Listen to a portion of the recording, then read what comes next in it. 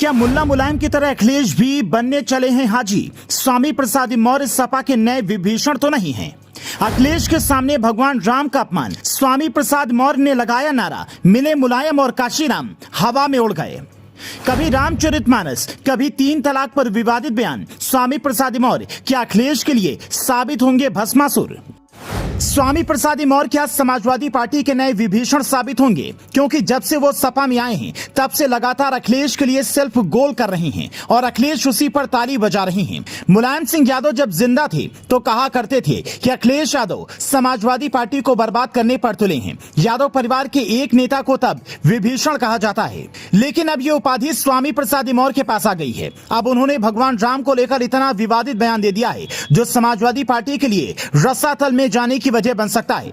बड़ी बात यह है कि यह बयान अखिलेश यादव की मौजूदगी में दिया गया। इससे पहले जब रामचरितमानस को लेकर स्वामी प्रसाद मौर्य ने बयान दिया था तब भी समाजवादी पार्टी के लिए बड़ी मुश्किल हुई थी। उनके प्रवक्ताओं को अपना बचाव करना मुश्किल हो रहा था, लेकिन इस बार तो उन्होंने जलते कढ़ाव में हाथ डाला है, क्योंकि यह वही नारा है जो किसी जमाने में बसपा बीजेपी के खिलाफ लगाया करती थी। लेकिन सोशल मीडिया के आज के जमाने में इस बयान से क्या हो सकता है? क्या उनको अखिलेश यादव की भी सह है? क्या अखिलेश यादव भी मुलायम सिंह यादव की तरह मुस्लिम तुष्टीकरण पर पूरी तरीके से उतर आए हैं? स्वामी प्रसाद मौर्य के खिलाफ 2 जगह शिकायत दर्ज की गई। रायबरेली में अखिलेश यादव के सामने जो स्वामी प्रसाद मौर्य ने बयान दिया वो हम आपको बताना भी नहीं चाहते। ये वही नारा था जो काशीराम के जमाने में जब सपा से बसपा का गठबंधन हुआ था तब मंच से लगाया जाता था।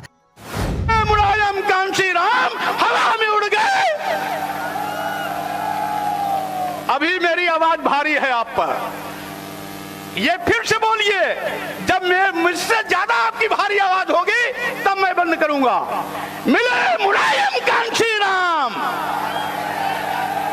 मिले मुलायम काशीराम।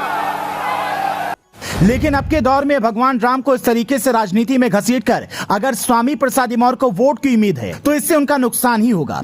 क्या भगवान राम के खिलाफ नारेबाजी से मुसलमान उन्हें वोट दे देंगे या फिर दलित उनके साथ आ जाएंगे? आप ही बताइए।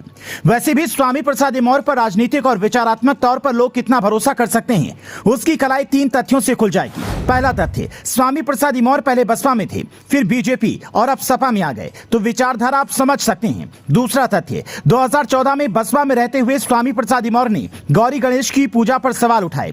तीसरा तथ्य, 2017 में बीजेपी में रहते हुए स्वामी प्रसाद मौर्य ने कहा था कि मुस्लिम समुदाय के लोग 3 तलाक अपनी हवस मिटाने के लिए करते हैं, और अब सपा में रहते हुए उन्होंने रामचरित के बाद भगवान राम पर विवादित बयान दिया है। इससे आपको उनकी विचारधारा साफ समझ आ सकती है। अब बात कीजिए उनकी राजनीतिक ताकत की, तो 2022 की विधानसभा चुनाव में स्वामी प्रसाद मौर्य ने अखिलेश यादव से कहकर अपनी मनपसंद सीट विधानसभा हदल ली, लेकिन वहां से भी हार गए। तो उनके पीछे कितने वोट हैं ये भी साफ है। दूसरा, उनकी बेटी अभी भी बीजेपी की सांसद हैं, तो उनका खुद का समाज ही स्वामी प्रसाद मौर्य पर भरोसा क्यों करे, उनकी बेटी पर क्यों ना करे? क्या इसका जवाब स्वामी प्रसाद मौर्य देंगे? लेकिन सपा की कार्यकर्ता अपने नेता से यह सवाल करना चाहते हैं कि अखिलेश यादव स्वामी प्रसाद मौर्य के पीछे क्यों खड़े हैं?